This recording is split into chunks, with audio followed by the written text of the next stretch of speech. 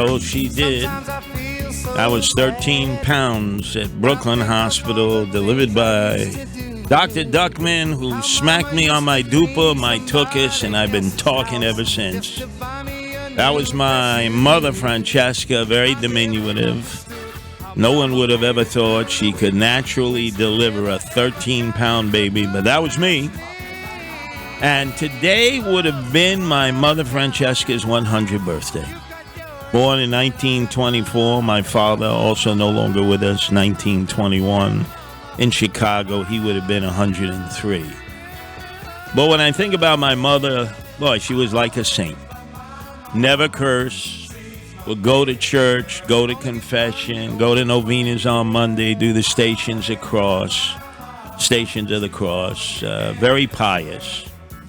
And interesting because years later, when I would see the Mother Teresa nuns in the South Bronx, they had a convent there.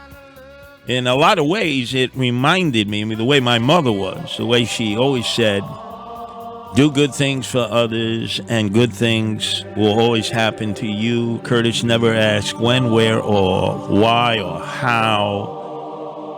This is what everyone is in the world to do, not for self, but for everyone else. And she lived that life each and every day.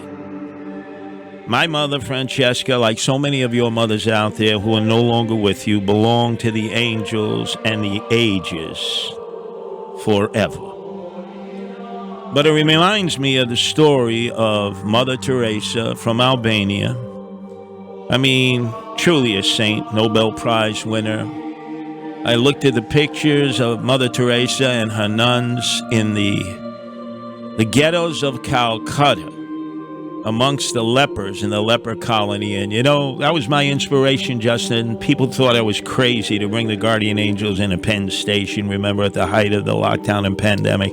No gloves, no masks, no protection. And I said to myself, hey, did Mother Teresa and her nuns ever have masks and gloves and goggles and protection and hazmat suits? No. And they took care of lepers in the leper colonies of Calcutta and all over the world. She transcended religion, commitment to serve the poor and the destitute, which my mother taught me. That being a Roman Catholic, she actually believed, along with my aunts, that poverty brings you closer to God. I guess at times I would say to myself, gee whiz, when you live paycheck to paycheck, it's sort of kind of a hard situation to understand, but, you know, it sunk in. And I also want to give a shout out to a friend at WABC for many years, Bill Donahue of the Catholic League, because I remember the campaign he launched in 2006 to honor Mother Teresa on what would have been her 100th birthday by having the Empire State Building bathed in blue and white lights at night. And then the CEO of the Empire State Building, Anthony Malkin, said no. Under no circumstance. And although he wouldn't say it, it was the same reason that Bill de Blasio and Charlene would not honor Mother Cabrini, that they have a movie out for now, because they were pro-life. That's really the reason. And Bill Donahue brought thousands of people out into the street at 34th Street to protest, because that same Empire State Building had bathed their tower in red to honor the 60th anniversary of Red China and Mao Zedong, who had killed 77 million of his own people.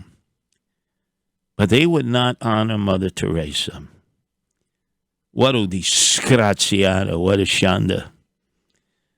Bill Donahue of the Catholic League, protecting the memory of Mother Teresa against her naysayers, as the son of my mother, Francesca, who was as close to Mother Teresa as anybody that I've ever met all over the world.